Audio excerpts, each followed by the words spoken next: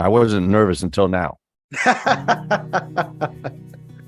Hello, teachers from around the world, and welcome to Legendary Educator, the podcast that helps you improve your performance in the classroom and have more engaged and motivated students.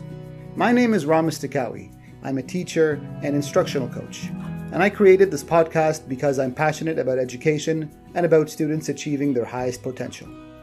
Today, we'll be talking about classroom management, which is a topic that we'll be discussing often on this podcast, as it is one of the most important things, if not the most important thing, for an effective and efficient classroom. Because, as Ms. Simon said on last week's episode, if you don't have proper classroom management, then no learning is taking place. My guest today is a master of classroom management. His classroom is a finely tuned machine. And no, he's not even a scary dude. We'll be discussing how he manages his classroom and the positive techniques he uses to train his students to follow his classroom process, resulting in an impressively positive learning environment. Before we begin, please take a moment to subscribe to the podcast if you haven't already done so you don't miss any future episodes when they drop. All right, let's get to know our guest today, the legendary Dr. Andrew Shipe.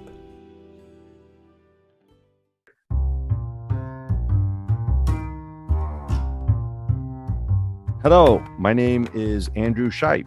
My teacher name is Dr. Shipe. I am a teacher at Pompano Beach High School, and I've been teaching for about 30 years. My favorite teacher when I was a child was probably my first grade teacher, because that was my first year in school. And I remember the first few days, I liked some things and I didn't like some things. And if I didn't like something, I would kind of mutter, well, I'm not going to come back. And then one time she kind of caught me on it and she said, listen, Andrew, there are days that I don't like it either, but I still come back. And I don't know, I guess that always stuck with me, that, you know, it's not always going to go happy in the way you like it, the way you envisioned all the time, but you just got to keep coming back. Dr. Shipe, thank you so much for coming on the podcast. Thank you for inviting me.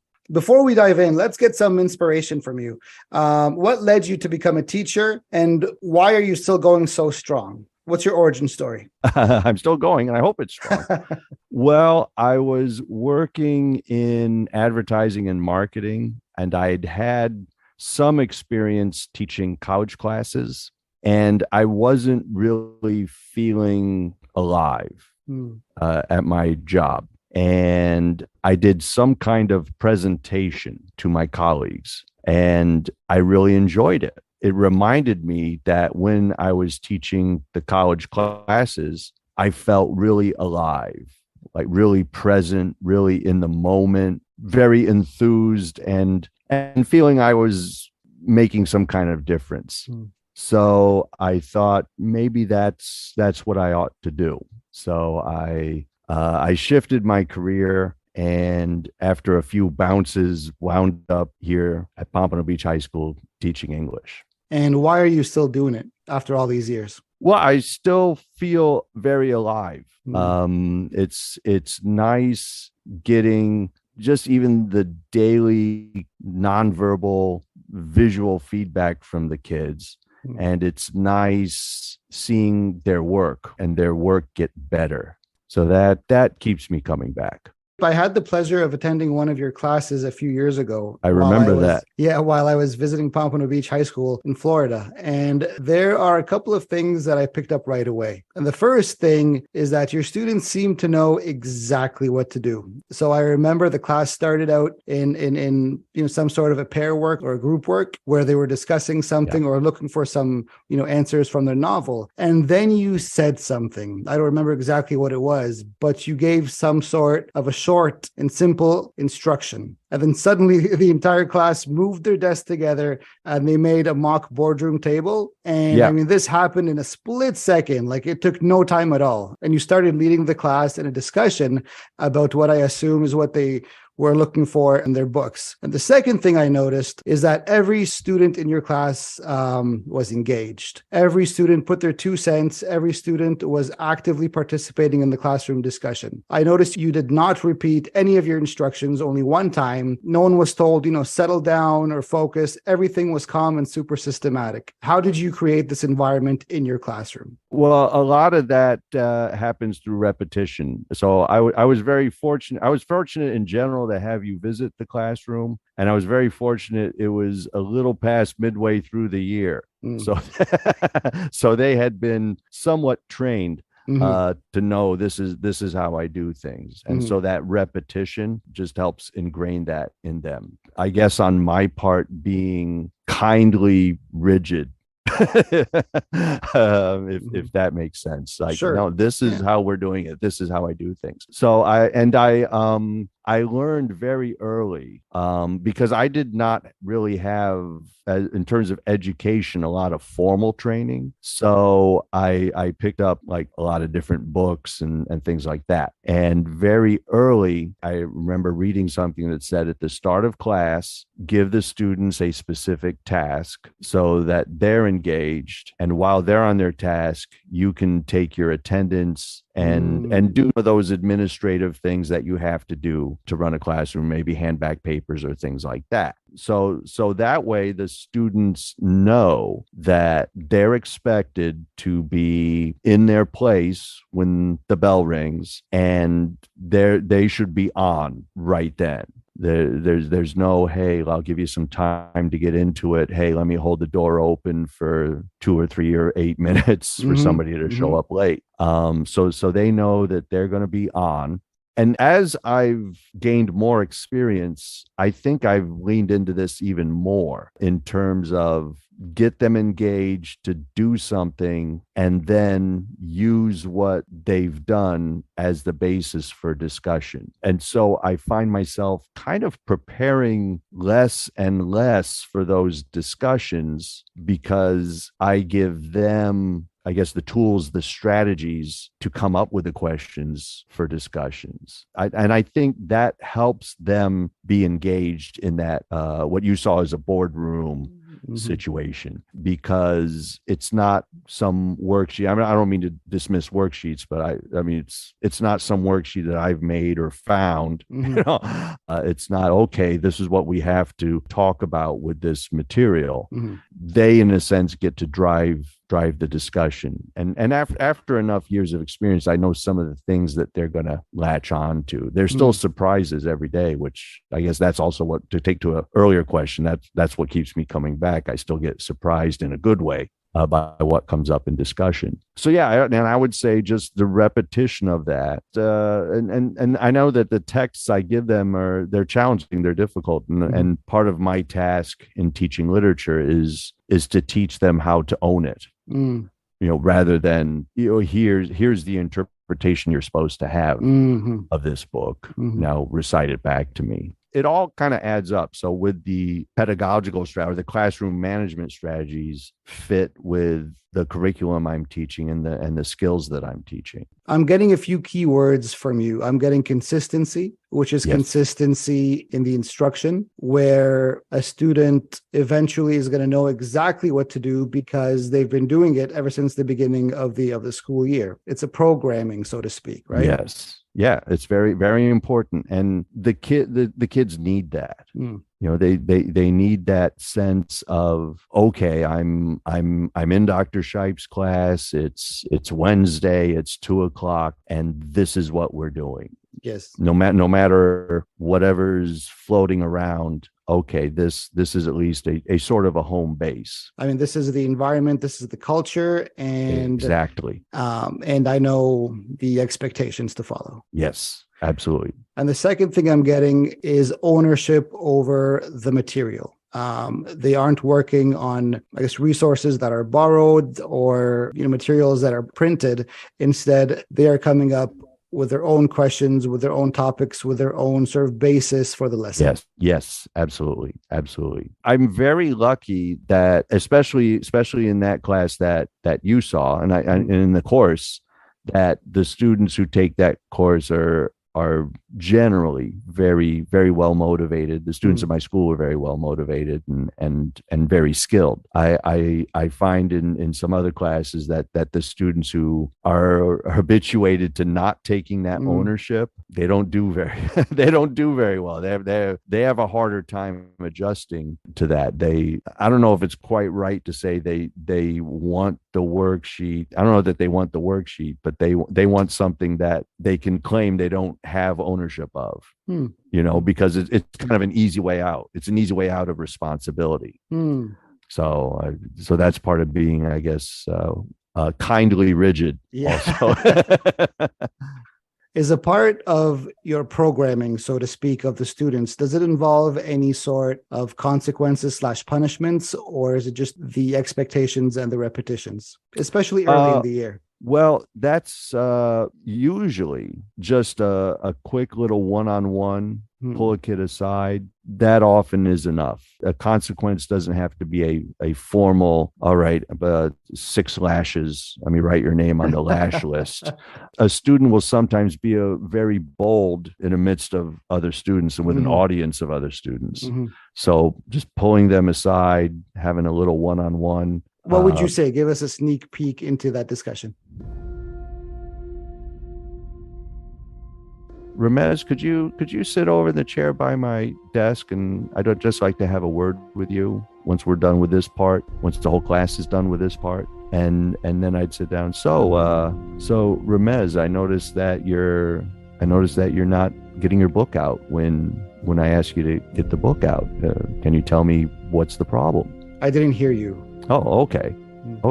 I'll try to talk louder. So you have your book with you? Actually, I forgot it. Okay. Well, I have some books over in the corner, and make friends with somebody who has a book, and just get on the right page and put your phone away, because this is what we're doing. Well, I was too busy yesterday. I didn't actually read what I was supposed to read. Okay. Well, definitely you want to sit and pay attention to our discussion, so that way when you do read this, it'll be easier for you to comprehend. Okay? Okay, yes, sir. Thank you. Okay, let's get it back. Next day. The same kid does the same thing. What do you do? Well, we have another conversation. Ramez, I notice you keep doing the same thing. After the consequences usually are the performance on tests and assignments are not going to be very good. So then I can have a one-on-one conversation with a progress report, a grade sheet, and here's the evidence, right? Let's just look at the numbers. Let's look at the data. The data show, okay, you're not doing well on your essays, or you have a 20% in homework, or something like that.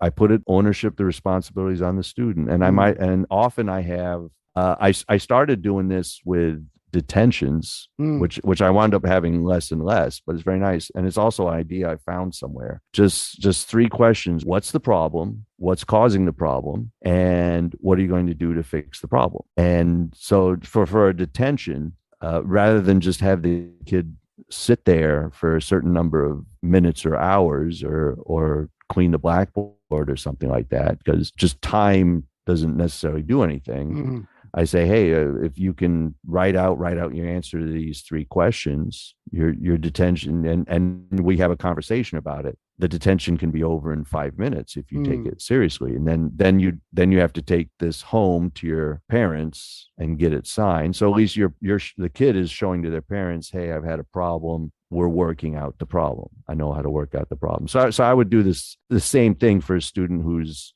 performance in class. So I started putting those 3 questions on my progress reports. That's brilliant. I wish I could claim it, and I wish I could remember where I got it. But yeah, when I saw it, I thought, oh, this is brilliant, because I would hear teachers say, oh, this kid who really bothers me. This kid is really annoying. He just presses my buttons or whatever, and just annoyed. And I feel so disrespected by this kid. And so I wrote him a detention so I can stay after school for another hour with You're punishing this kid. yourself. Exactly. Who's punishing who here? So I tried it out, and I was happy with the results. So It's brilliant because it's a thing. It's not a punishment for the sake of punishment. It's a consequence that is beneficial and that is meaningful, that is going to have results. Yeah. Yeah. Because ultimately, what we're looking for is the kid to change the behavior, to choose something else to do. Yeah, that's the point. Yeah. Yeah. I'll use humor whenever I think it'll work. So I remember once I had one student who was just really very defiant, and vocally. And so she had a detention after whatever it was, 2 warnings or 3. Well, okay, next one's a detention. She has a detention. And she came into the detention like, how long is this going to last? I have to go to work. Oh. And I said, really? What do you do at your job? And she began to tell me, and I cut her off and said, you don't have to tell me because I know what your job is. Follow somebody's directions. That's all I'm asking you to do in my class. How can you do it at your job, but you don't want to do it in the class? Well, what's the difference? She says, well, at my job, I get paid. I said, okay. So I pulled out my drawer, and I have like little change using the vending machine for chips or something like that.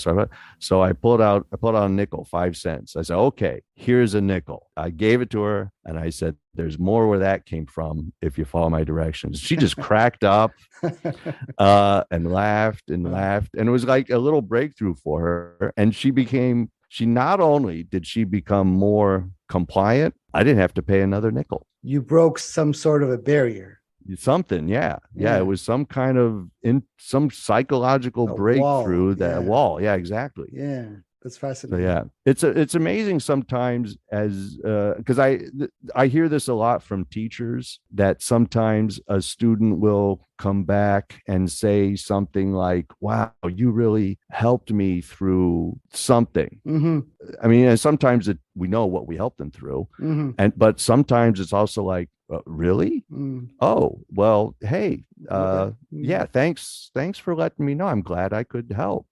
But just taking that attitude of, ultimately the student is responsible for their choices, and behavior is a choice, and sticking to that. And I believe a lot of students also need a sincere conversation where you actually talk to them and not at them. Yes. Where they feel your care, and they feel that, no, I do care about you and I want the best for you. Tell me what's wrong. Let me help you, fix it or deal with it. Yeah, because it can so easily become personal on either side. And so to focus on, hey, here's the problem, here's the issue. It's not you have a problem as a person or I have a problem as a person. I mean, I got enough problems as a person. So I don't need you to tell me my problems as a person. But it's not first person. We all have a job to do. We have a duty to each other. We have a responsibility for each other to create this classroom. As a child, you don't necessarily realize, hey, here are the consequences of these kind of choices. So it's part of my job to make clear those consequences, because in the quote unquote real world, no one's necessarily going to take you aside and explain, here are the consequences. That, in a sense, school is a nice experimental world. So, okay, here are the consequences you get in the classroom. They're nothing like the consequences that can happen once you're outside of school. These conversations get out a lot of the baggage that the students have, that sometimes teachers don't realize that, students have a personal life, a home life, conflict at home, conflict at the workplace, conflict with their friends or families. And they bring that to the classroom without vocalizing it, right? And they're not going to come into the class and say, hey, I had a fight with my mom today. And they carry it into the class. And I think a teacher who sort of gives the space to the student to vent or to release their baggage, they win them over, and they win their respect, and they win their trust. Yeah, absolutely. Because we're not here to punish the kids. We want them to comply with our instruction for their sake. So when a student does feel comfortable and opens up about the situations, that gives us, in terms of classwork, okay, thank you for letting me. My goodness, are you talking to anyone else about this? Because I mean, all I know is English. Right. English literature. Yeah. So I want to make sure that you need more than poetry.